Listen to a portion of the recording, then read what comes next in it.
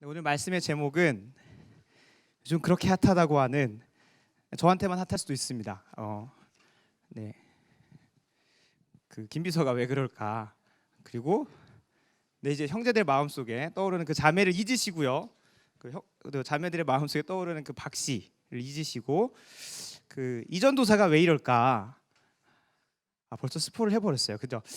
그 오늘 말씀을 나누기 앞서서 한 3주 전부터 대학 사부를 시끌벅적하게 하는 한 사람이 있어서 여러분들에게 좀 소개하고 시작하려고 합니다. 대학 사부가 함께 드리는 이 집회 시를 우리가 은혜 채플이라고 하죠. 그죠? 은혜가 충만해야 되는데 은혜를 받고 집에 돌아가려고 하면 한 명이 집요하게 막 팔짱을 끼고 막 세 글자를 막 반복적으로 외쳐요. 막 수양해 막 하면서 팔짱을 끼고요. 굳이 안 빌리겠다는데 계속 조건 좋으니까 한번 빌려봐라. 한번 조건이 좋지 않냐, 무이자다라고 하면서 막 해요. 막 각설이 같아요. 작년에 왔었잖아요, 그죠? 다른 이름으로 해서 왔다가 올해도 또 왔어요, 그 각설이가, 그죠? 근데 그 각설이가 심지어 이런 주제가까지 부르려고 했대요. 부끄러워서 못하겠어요, 그죠? 열심히 준비하는데 지금 심장이 콩닥콩닥거려서 못 부르겠어요. 네, 네. 진짜 떨리죠. 제가 지금까지 떨어본 적이 한 번도 없는데, 네. 내가 못하겠어요. 진짜 못하겠어. 진짜 못했어. 네. 그 유튜브에다가 그 산화 머니, 이거 아니에요. 그거 아시죠? PPL 아닌 거 아시죠? PPL이 아닌가? 아무튼 간접 광고 아니고요. 그 거기다 순종만 넣으면 돼요. 순종 머니. 그거 하려고 했었어요. 원래 막 앞에 뚜루뚜루 막 이렇게 하려고 했다가 아무튼 그 사람이 누군지는 알죠. 알긴 알 텐데 근데 차마 그것까지 못했어요. 제 생각도 다 있었거든요. 합성도 하려고 했었고. 그래서 그분은 정말 왜 그런 걸까요? 대체 의문이 좀 들었어요. 굳이 안 빌리겠다고 하는데 막 이렇게 멀쩡하게 생겼잖아요, 그죠? 네, 아닐 수도 있어요. 그 사람만의 생각일 수 있고 저도 그렇게 바라볼 수도 있는데 아무튼 그 의문이 들었어요. 대체 왜 싫어하는데 집 빨리 가야 되고, 지난주 같은 경우는 이미 시험 기간에 한복판이기 때문에 집에 빨리 가서 월요일에 해야 되는 과제나 시험 준비를 해야 되는데 계속 붙잡아요. 한번 써보시라고, 조건도 좋고 부담도 안 되니까 한번 써보시라고. 이렇게 아시죠? 35,000원을 빌리면요 350원씩 100일을 갚아도 되고요, 100원씩 350일을 갚아도 되는 그런 엄청 좋은 조건입니다. 여러분 꼭 기억하셨으면 좋겠어요. 왜냐하면 여기 앞에 계시는 모회 사장님도 한번 써보셨거든요. 그래서 여러분들 한번 직접 본인에게 한번 물어보시고 한번 써보면 좋을 것 같아요. 근데 제가 한 묵상을 해봤어요. 그래도 왜 내가 누군가에게 이렇게 별로 좋아하지도 않는데 왜 내가 가서, 여러분 모르시는 분은 순종머니를 한번 기억하시면 좋아요. 저 사람이 앞에서 뭘 가지고 저렇게 조건이 좋고 부담도 없다고 얘기하는 건지 의문을 가질 수도 있어서 그렇습니다. 저도 궁금해서 한번 생각해봤어요. 한번 제 자신에게 물어봤는데 직장 때문이니까, 그죠? 그럴 수도 있겠다라는 생각이 들었는데 굳이 성과를 한다고 해서 인센티브가 나오는 것도 아닌데 왜 할까? 그건 아닌 것 같아요. 일단은 두 번째 이유를 생각해봤어요. 그 순종머니 아래 보면 계약 조건에 이 돈은 이순종 전도사의 결혼 자금으로부터 나온 것입니다라고 써 있어요. 그렇다는 것은 결혼 자금 불려보려고 이참에 한번 한 300명을 대상으로 결혼 자금 불려보려고 하는 건가라는 생각을 해봤는데 아시죠? 무이자예요. 그 심지어 기약이 없어요. 대출 기한을 정해놓지 않기 때문에. 혹시 오늘 처음 온 새가족분들은 제가 돈 벌려고 이 자리에 앉아있지 않다는 걸 꼭 기억하시면 좋을 것 같습니다. 참 신기해요, 그죠? 그래서 전도사니까 그래도 말씀에서 한번 근거를 찾아보려고 한번 찾아봤어요. 제가 요즘에 통독하고 있는 말씀이 선지서인데 에스겔 33장 6절에서 8절 말씀이 이렇게 나와 있어요. 한번 띄워주실까요? 에스겔 33장 6절에서 8절 말씀에 이렇게 써 있습니다. 그러나 칼이 임함을 파수꾼이 보고도 나팔을 불지 아니하여 백성에게 경고하지 아니하므로 그 중에 한 사람이 그 임하는 칼에 제거당하면, 너무 무섭죠, 그죠? 그는 자기 죄악으로 말미암아 제거되려니와 그 죄는 내가 파수꾼의 손에서 찾으리라. 그러니까 한마디로 줄여서 축약해서 6절에서 8절 말씀을 보면 네가 파수꾼인데 너가 목자인데, 에레미야 23장 말씀에도 나오는 너가 목자고 파수꾼인데 그 직무를 다 하지 않으면 그 양들이 아프고 힘들 때 그 책임을 너한테 물을 거야라고 하는 말입니다. 그리고 그저 그 전도사니까 그래도 이 말씀에 의지해서 두려워서 할까요? 여러분 아시죠? 저도 전도사고 하지만 이 말씀 외에도 수만 가지 말씀들을 안 지켜요. 네, 근데 굳이 이것 때문에 무섭긴 해요. 솔직히 무섭긴 한데 다른 말씀도 잘 안 지키는데 굳이 이 말씀 찾아가지고 지키려고 제가 막 이렇게 할까요? 그냥 궁금했어요. 그 이전도사가 왜 그럴까? 네, 그래서였어요. 그렇게 뭐 이게 김비서가 나오진 않고요, 여러분. 이전도사가 왜 그럴까? 대체 왜 그럴까 하면서 말씀을 한번 보는 중에 여러분들에게 오늘 말씀을 준비하면서 이 말씀 한번 나눠봐야겠다. 감사하게도 하나님께서 제가 마가복음을 연구함에 있어서 오늘 말씀 마가복음 10장 1절에서 12절 말씀을 줬습니다. 이 말씀을 함께 나누고 들을 때 여러분들에게 과연 이전도사가 왜 그럴까 하는 궁금증 품다가 나도 한번 그렇게 살아보고 싶다는 한번 생각 한번 잠깐이라도 품어보는 그러한 시간이 됐으면 좋겠습니다. 오늘 말씀은 갑자기 툭 튀어나온 말씀 같아요. 이전까지 제자들에게 막 가르쳐 주다가 갑자기 바리새인이라는 사람이 등장해가지고요, 예수님한테 시험하려고 와요. 평소처럼 시험하려고 오는데 걔가라뇨, 그죠? 그 친구가 시비를 거는 질문은 뭐냐면 남자가 이혼을 해도 됩니까? 라는 질문을 묻고 있어요. 그래서 오늘 말씀 표제, 보통 일반 성경책의 표제라고 해서 그 말씀 단락을 나눠가지고 써져 있는 표제에는 이혼에 대하여 가르치시다라고 나와요. 그래서 우리는 이 말씀을 보면서 우리 이혼하면 안 되겠구나. 아무리 집안에 가정폭력이 있고 어려움이 있고 뭐 여러 가지가 있어도 절대 이혼하면 안 되겠구나라고 문자주의적으로 적용하는 게 아니랍니다. 물론 이혼에 대해서는 여러 가지 신학적인 견해가 있지만 그거를 나누려고 오는 함이 아니에요. 그리고 오늘 예수님이 마가를 통해서 이 말씀을 기록하게 하신 이유도 그래, 이혼이라는 문제 이렇게 접근해야 돼라고 말씀 표면적으로는 하시지만 그 심층적인 의미는 그런 게 아니라는 겁니다. 6장부터 시작해서 예루살렘으로 계속 가시는 예수님은 제자들을 계속해서 가르치고 계세요. 그렇다면 오늘 본문에서는 제자된 자들에게 이 말씀을 통해서 무엇을 가르치고자 했는가가 우리가 찾아야 되는 핵심인 겁니다.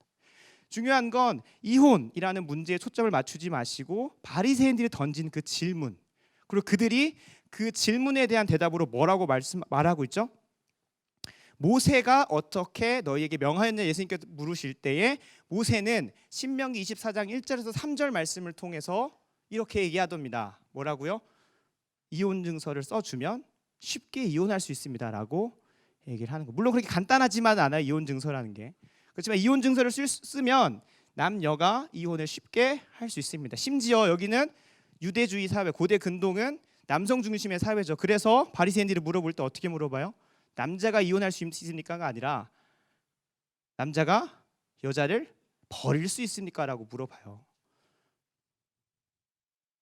근데 예수님께서는 바리새인들이 제시하는 기준이 아니죠. 누구 기준이에요? 잘 보세요.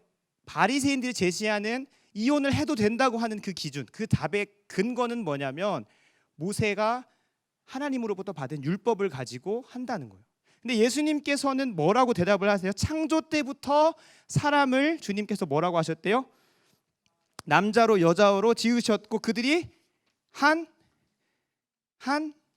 몸이 되게 하셨다고 다른 근거를 가지고 와서 말씀을 하고 있다는 거예요. 이걸 속으로 들어가 보면 창세기 2장 23절에서 24절 말씀을 가지고 예수님께서 근거를 대신 건데 시간 차이가 있죠. 모세는 언제 얘기했을까요? 인간이 죄로 인해 타락했던 시점에서 주어진 율법을 가지고 그것을 기준을 가지고 뭐 했어요? 이혼을 해도 된다고 한 거예요. 근데 예수님은 이혼하면 안 돼. 왜냐하면 하나님께서 남자와 여자를 둘로 만드시고 한 몸이 되게 하셨기 때문이야 라고 하면서 이거 창세기 2장 23절에서 24절에 나오는 기준, 이 법을 언제 선포하셨어요? 인간이 죄로 인해 타락하기 이전에 했다는 겁니다. 이상하죠? 두 진영의 바리새인 측이 주장하는 것과 예수님이 주장하는 근거가 달라요. 왜냐하면 바리새인들은 예수님께서 말씀하신 것처럼 5절에 너희 마음에 무엇으로 완악함으로 인해서 더 심한 죄를 짓지 않게 하기 위해서 주님께서 막아 놓으신 겁니다. 이 이혼 증서를 써서 이혼을 할 수 있게 해준다고 하면 그래도 이 법이 있기 때문에 가정이 안전하게, 이 죄악된 인간들은 모 종교에서는 일부 다처제잖아요, 그죠? 고대 근동 종교뿐만 아니라 현재도 지금 일부 다처제인 종교가 있죠. 그러니까 인간은 그 남자의 정욕, 남자의 욕심을 채우기 위해서 수많은 것들을 예외를 만들고 법을 만들어 가지고 자기들의 욕심을 채우려고 해요. 하나님이 주신 율법이 있어도 그런데, 언급이 돼도 그러한데, 만약에 그 율법이 없다고 한다면 여러분 상상을 한번 해보세요. 율법의 기능은 세 가지가 있습니다. 그 세 가지 중에 두 번째 기능이 뭐냐면 죄를 억제하는 기능입니다.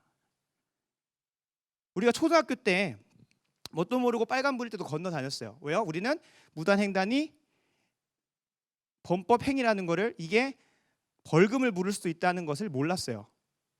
저는 그랬어요. 그래서 많이 무단횡단 했었어요. 저는 범법자예요. 근데 이걸 얘기하고자 함이 아니라, 근데 우리가 나이가 들어가고 초등학교, 중학교, 고등학교 가면서 무단횡단을 하는 것이 법과사회에서 배웠죠, 그죠?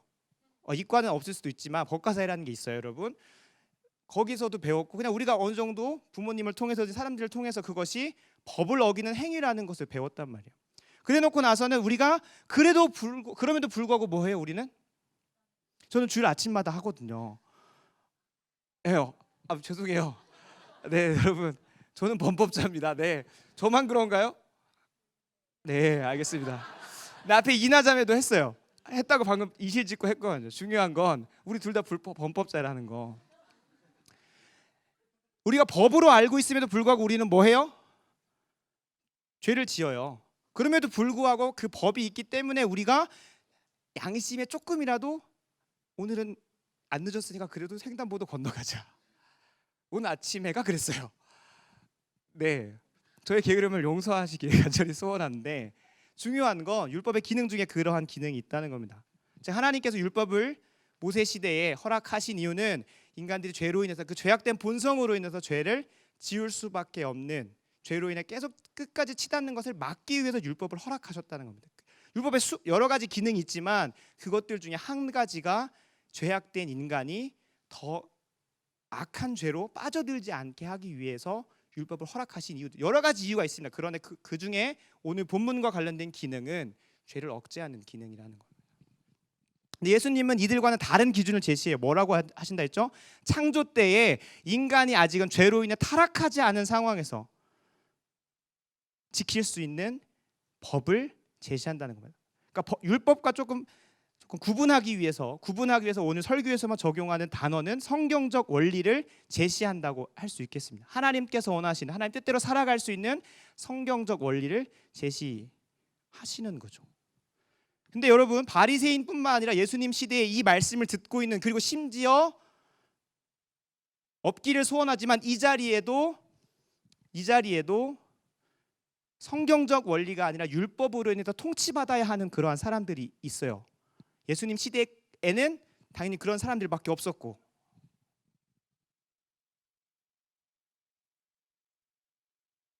근데 예수님은 선포하세요. 뭐라고 선포하세요? 너희가 율법에 매인 자들이 아니라 죄로 물들지 않은 자들만 허용되고 지킬 수 있고 들을 수 있고 그대로 살기를 순종하는 존재들에게만 해당하는 성경적 원리를 제시한다는 거예요. 창조 때에 죄짓지 않은 자들만 행할 수 있는 그런 원리. 여기서 중요한 건 이혼하지 마라 해라가 아니라, 그 근원에 들어가 보면 바리새인들은 죄로 인해 타락한 사람들에게 해당하는 율법을 제시하고, 주님은 죄로 인해 타락하지 않은 자들에게 해당하는 법을 제시한다는 거예요. 예수님이 제시하는 그 기준이 안 맞지 않아요? 그 사람들한테, 그 당시 사람들은 뭐 한 사람들이에요? 타락한 사람이에요. 타락한 사람에서 율법으로 인해서 계속해서 매여 있고, 그걸로 그래도 죄를 덜 짓고 있는 사람들이란 말이에요. 근데 우리가 마가복음 16장 끝까지 읽어가다 보면 무엇을 알아요? 예수님께서 나를 위해 최고의 사랑의 표현으로 뭐 하세요? 지난주 설교의 핵심 문구가 뭐예요? 사랑은 좋습니다. 희생입니다. 그 최고의 사랑의 표현으로 십자가에서 죽으시고 부활하셔서 우리에게 적용해 주시는 무엇? 새 생명, 새로운 피조물 된 사람에게 해당하는 기준을 제시하고 계신 겁니다. 예수님은 그거를 앞으로 본인이 이루시고 성령을 통해서 여러분 여기 앉아있는 여러분 한 명 한 명에게 적용시켜 주실 것을 알고, 그리고 제자들도 그렇게 되기를 바라면서 그들에게 가르치고 있는 겁니다. 뭐라고요? 율법에 더 이상 매여 있는 것이 아니라 율법을 성취하신 예수님께서 제시하는 기준, 바로 새로운 피조물, 새로운 생명을 가진 자만 지킬 수 있는 그 기준을 제시하고 있는 겁니다. 이혼이라는 하나의 주제를 가지고 예수님은 그거를 선포하고 있는 거죠. 갑자기 이전도사가 왜 그럴까 해서 새로운 피조물 얘기 나오더니 막 이렇게 갈까요? 저는 예수 그리스도의 죽음과 부활을 믿음을 통해서 새로운 새 피조물이 되었고 주님께서 허락하신 새 생명을 누리고 있는 자이기 때문에 세상 사람들은 이해할 수 없고, 심지어 이 드림이 안에서도 이전도사 왜 저러냐라고 하는 그러한 핀잔을 들으면서도 그렇게 하는 겁니다. 뭐 갖다 붙이는 이유일 수도 있긴 하겠지만 저는 그렇게 믿고 그 말씀에 순종해서 하는 거예요. 예수님의 법대로, 예수님께서 제시하신 그 기준대로 새로운 피조물 되었으니까 그렇게 살고자 하는 겁니다. 뭐 저에게는 없습니다. 그 둘로 한 몸이 될 그분이 안 계시지만 안 계시지만 슬픈 현실이지만, 중요한 건 하나님께서 아직은 이 대학 사부 드림이를 더 사랑하라고 이렇게 아직은 보내주시지 않는 것 같아요. 그런데 지금 노력하고 있어요, 그죠? 여러분들 사랑하려고. 그 한 가지의 표현이, 여러분들 사랑한다는 그 표현이 내 한 몸이니까 내게 붙여주신 동반자이고, 동반자는 아니죠, 동역자이고 한 몸으로서 함께 세워져가는 주님의 자녀이고 한 몸 공동체이기 때문에 여러분들에게 사랑의 표현으로 하는 겁니다. 근데 왜 굳이 돈으로 해요? 제가 할 수 있는 게요, 아시죠? 저랑 제자반 하신 분들이나 혹은 저랑 평창에 갔다 오신 분들은 아실 거예요. 이전도사의 미숙함과 연약함은 사랑 표현이 참 어리숙할 수도 있구나라는 걸 깨닫습니다. 제가 여러분들에게 감정을 상하지 않고 간접적으로도 여러분들에 대한 사랑을 표현하는 방법은 은혜 받는 자리로 여러분들을 멱살 잡고라도 끌고 가는 게 저의 사랑의 표현이기 때문에 있는 돈 없는 돈 가지고 와서 하는 겁니다. 뭐 여러분 동정을 살려고 하는 게 아니라 저의 사랑의 표현은 그렇다는 겁니다. 물론 이 자리에 앉아 계신 분들 중에 저의 미숙함으로 인해 상처도 받고 저에 대한 마음이 어려운 분들도 있을 수 있지만, 중요한 건 저는 예수 그리스도를 믿은 자로서 내게 한 몸으로 붙여주신, 내게 둘이 아닌 한 몸으로 하나 되게 하시고 연합하게 하신 여러분들에게 그렇게 사랑을 표현한다는 겁니다. 어떻게 보면 여러분들보다 내게 가진 돈을 더 사랑하고, 여러분들보다 내게 가진 물질을 더 사랑하고, 여러분들보다 내게 한정적으로 주어진 시간을 더 사랑한다면 그것은 오늘 말씀에 따르면 간음일 수도 있겠죠. 내게 허락하신 한 몸인 여러분들을 사랑하지 않고 내게 주어진 돈에 매혹돼서 인센티브 받으려고 여러분 한 명 한 명 이렇게 데리고 가는 그런 거라면 저는 예수 믿는 사람이 아니겠죠. 그리고 이 예수님의 말씀을 전하는 저도 거짓말장이겠죠. 근데 오늘 말씀을 보면서 묵상하면서 알게 된 것은 예수님께서 저와 여러분을 그리스도 안에서 연합하게 하시고 하나 되게 하셔서 대학 사부에서 함께 교제하게 하셨다는 겁니다. 그거를 알고 있는 저는 여러분들에게 그렇게 사랑 표현을 하고 있는 겁니다. 그리고 저뿐만이 아니죠. 바로 여러분 한번 눈을 돌려봅시다. 옆에 있는 리더들을 봅시다.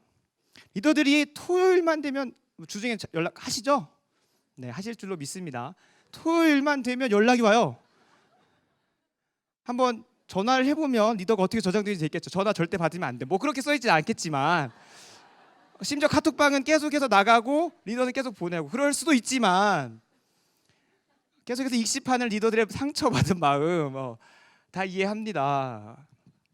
왜 그럴까요, 리더가? 우리 최 리더가 왜 그럴까? 혹은 한 번씩은 리더 위에 계신 분들이 전화가 와요. 최 말장님은 왜 그러실까? 또 그 위에 계신 분이 한 번씩 또 연락이 와요.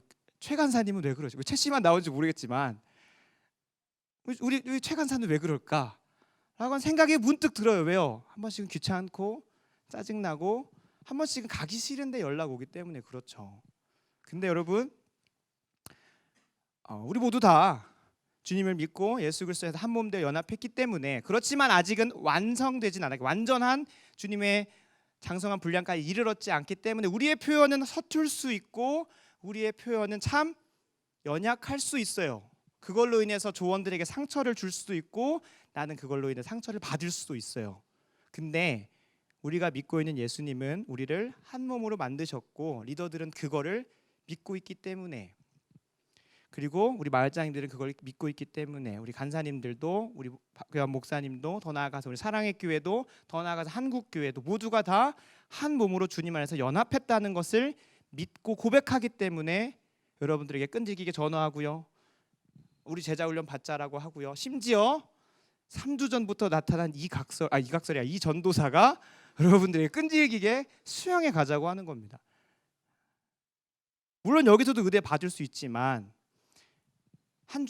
일주일 중에 6일을 밖에 살다가 하루 여기 와서 은혜 받고 하는 것도 정말 중요하고, 하나님께서 언제 어느 때에 은혜 주실지 모르고 변화시켜 주실지 모르지만 세상의 모든 걱정과 염려, 세상으로부터의 모든 것 다 잊고 3박 4일을 그 안에서 살고자 하는 것, 그리고 그곳을 위해서 10일 정도를 우리가 기도로 준비하고, 심지어 한 달 전부터 중보기도회 팀이 중보기도 제목을 받아가고, 심지어 연찬팀 각 모든 행정팀들이 한 달, 2달 전부터 계속 모여서 거기서 어떻게 하면 우리 사랑하는 대학부들이, 대학 사부 드림이가 은혜를 받게 할 수 있을까를 고민하는 자리란 말이에요. 왜요? 주님께서 한 몸으로 연합하게 하신 한 지체이고 한 몸이기 때문에 그렇습니다. 적용은 뻔하죠. 적용은 아시죠? 저는 여러분들과 한 몸이기에 은혜 받을 만한 자리에 못 가는 그 모습이 다 이해는 돼요. 다 뭐 직장이 있고 알바를 해야 되고 계절학기를 들어야 하고 각자의 사정들이 너무나 당연하게 있어요. 이해도 돼요. 방학 학기 중에 못했던 거 방학 때 좀 해야 되니까 이해는 돼요. 그런데 안타까운 거죠. 마음이 아픈 거죠. 여러분들은 어떤 사람인지 한번 물어보고 싶습니다. 아직도 바리새인들처럼 죄로 인한 그 본성에 더 많은 죄를 지을 수밖에 없는 그 본성에 율법에 매여서 율법을 통해서 그래도 제어당하면서 죄를 덜 짓고 있는 사람인 건지, 아니면 예수 그리스도를 내 안에 구주로 모시고 그로 인해서 그 죄로부터 자유롭고 주님께서 성취하신 것을 내 능력과 내 힘과 내 지혜가 아니라 내 안에 살아계시는 성령님이 행하게 하셔서 그 율법 이상의 것들을 성취하게 하시는 주님의 뜻대로 살아가고자 하는 사람인지 여러분들 묻고 싶습니다.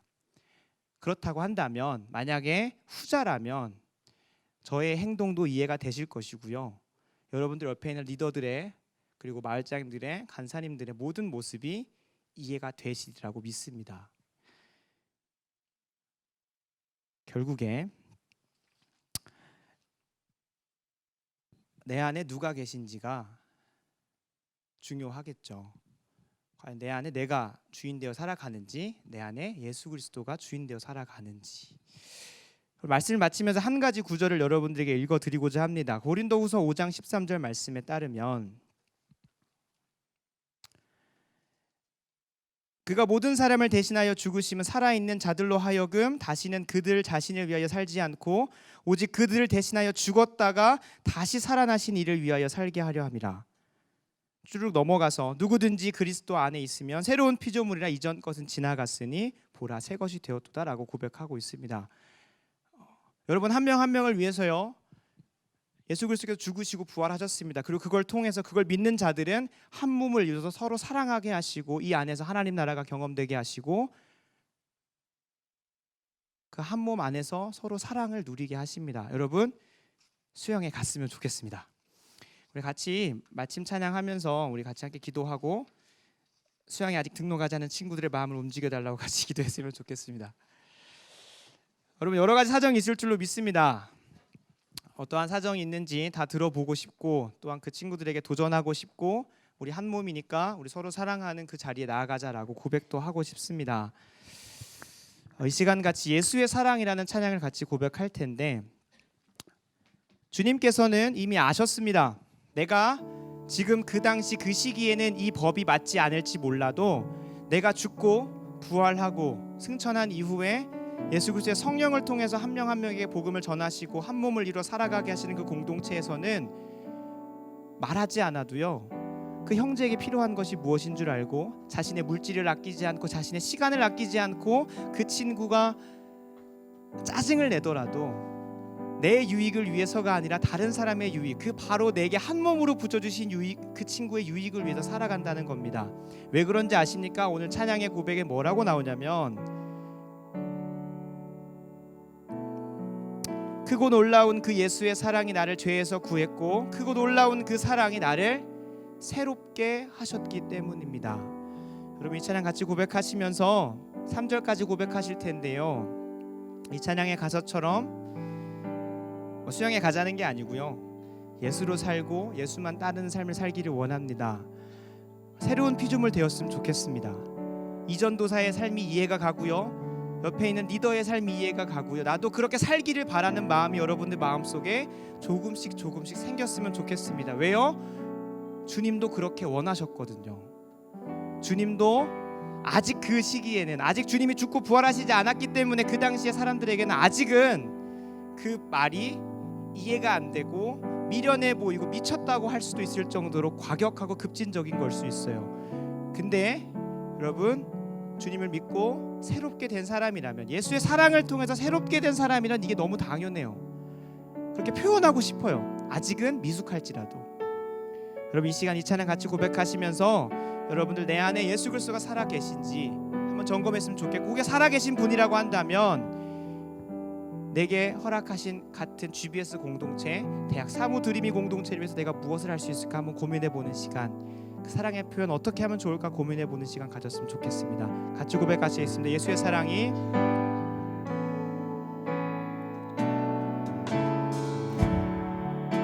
예수의 사랑이 나를 대속하셨네, 나를 대속하셨네. 예수의 보혈이 예수의 보혈이 나를 자유케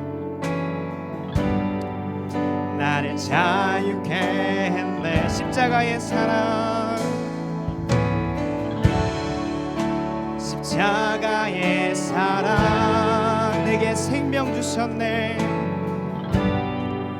내게 생명 주셨네. 아멘. 십자가에 달리신, 십자가에 달리신 주 앞에, 주 앞에 경배해. 크고 놀라운 사랑이, 크고 놀라운 사랑이 나를 죄에서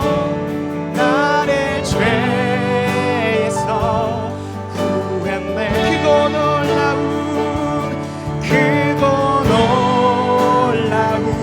사랑이 나를 새롭게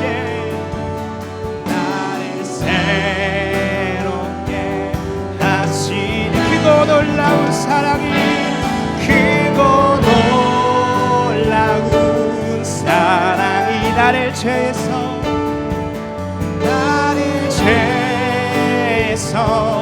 구했네. 크고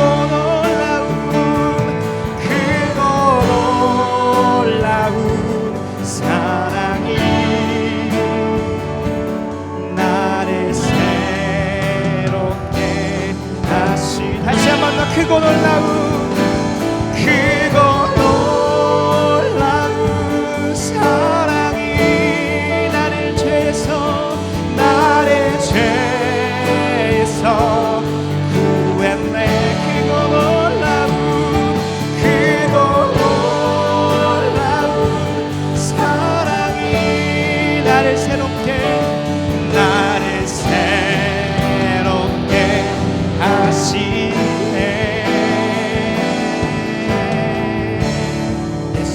살리라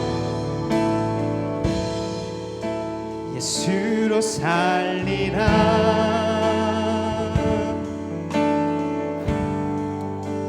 예수만 따르리 예수 내 삶의 중심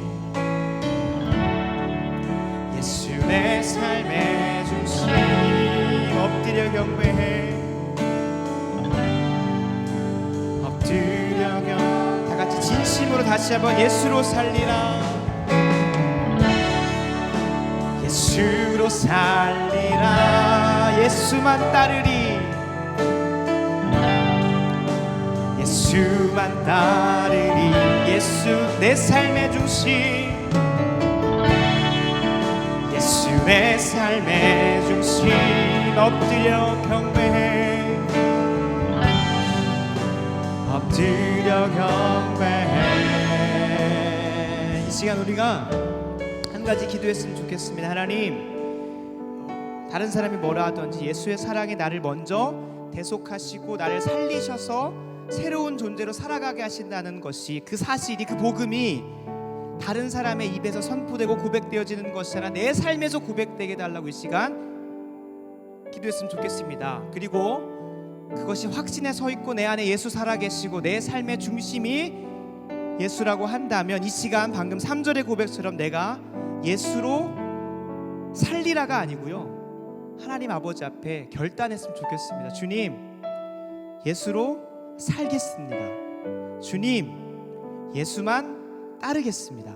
이 시간 하나님 아버지 앞에 참 떼기 어려운 그 입인데요 예수로 살겠습니다 라고 이 시간 고백할 수 있는 시간 되었으면 좋겠습니다. 다시 한번 말씀드립니다. 아직은 내 삶의 중심이 내 삶의 운전대가 내 것이고 아직은 내가 그렇게 살아가고 싶어 하는 그 사람이라면 이 전도사가 왜 그럴까 한번 고민하면서